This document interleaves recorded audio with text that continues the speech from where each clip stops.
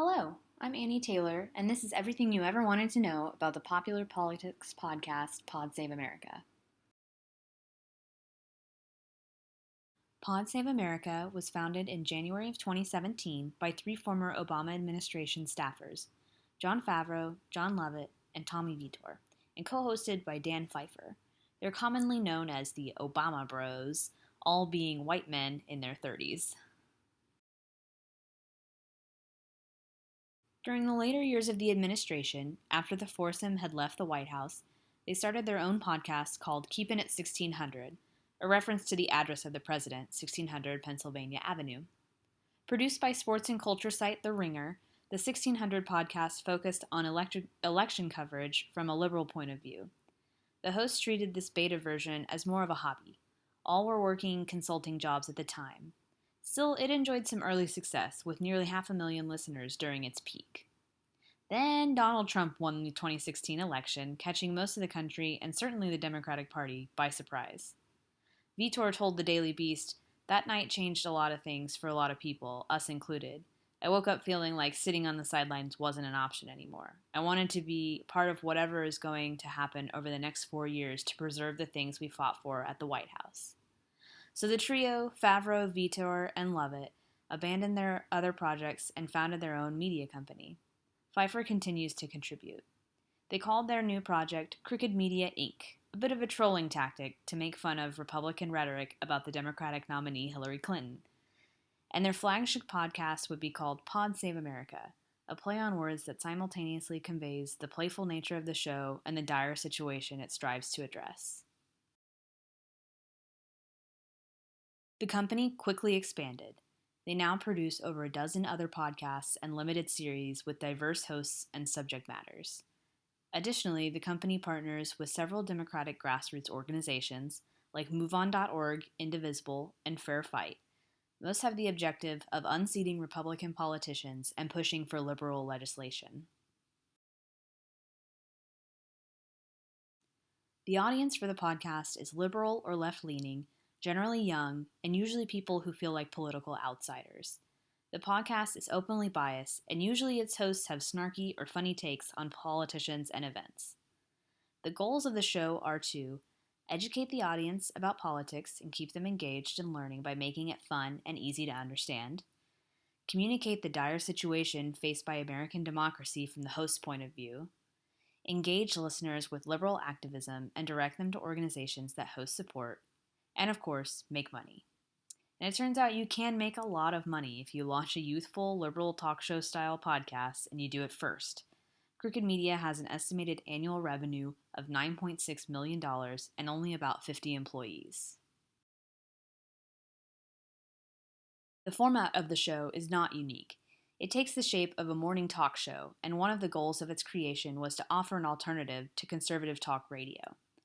The hosts begin the show with 30 to 45 minutes of discussion among themselves about political news and events.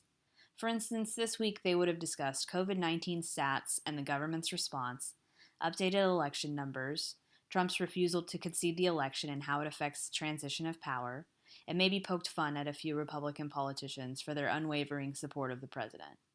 The content that most listeners come for is not the news stories themselves, but the commentary. The discussion is always playful and full of jokes, but usually features insights from the host's experience in the White House. After the banter, the pod moves to an interview segment with a politician, activist, former administration official, reporter, or someone from the political world. Occasionally, it will even feature celebrities or artists. Pod Save America airs twice weekly. John, and Tommy host on Mondays, and Jon Favreau and Dan Pfeiffer host on Thursdays. It turns a profit only from corporate advertisements, usually featuring 6 to 10 ads per show. The most glaring shortcoming of the podcast is the lack of diverse voices up top. The show always has the same hosts who are young, white, male, wealthy, and all used to work together for the same president. They rarely disagree with each other. As I mentioned before, is openly and unapologetically biased toward Democrats and liberal policies. The hosts have some authority here due to experience, but they have been known to flip on positions or candidates. They are speechwriters and communications professionals, but not journalists. While the bros can get high-profile interviewees, none are particularly strong interviewers. Additionally, the ratio of time spent on the discussion segment versus the interview segment is 2-to-1, sometimes even greater. The audience gets a lot of overlapping voices up top and a little bit of a different perspective at the end. It really should be more balanced. Lastly, the show has revolved around Donald Trump and getting him out of office for its first 4 years. It will be interesting to see how the content changes and if it maintains its listenership. Which brings us to where the podcast goes next. Its fans are loyal, but without the perceived threat of Donald Trump, the show will have to adapt to keep listeners engaged. The hosts will need to convince their audience that the country is still in peril. Rush Limbaugh and others on the right have been doing this effectively for decades. Pod Save America needs to double down on the entertainment value of the show and make politics really, really interesting if they want to maintain popularity. Either that or terrify the audience so that listeners think they need the podcast and all the insight offered by its hosts. Another tactic could be to find the next big podcast that America wants. The pod went live at exactly the right time when many citizens were anxious and needed to find some relief. The country has seen many changes since then, and anxieties have shifted. Whether or not Pod Save America remains Crooked Media's top show, it will have to give up some control of the discussion to other voices. The show has already come under fire for lack of diversity, and the company's response was to launch other podcasts hosted by non-males and/or people of color. However, they didn't change the lineup for the biggest and most popular show they produce. It will be interesting to see how the founders modify the format over the next few months, or if they've got something entirely new hidden up their sleeves.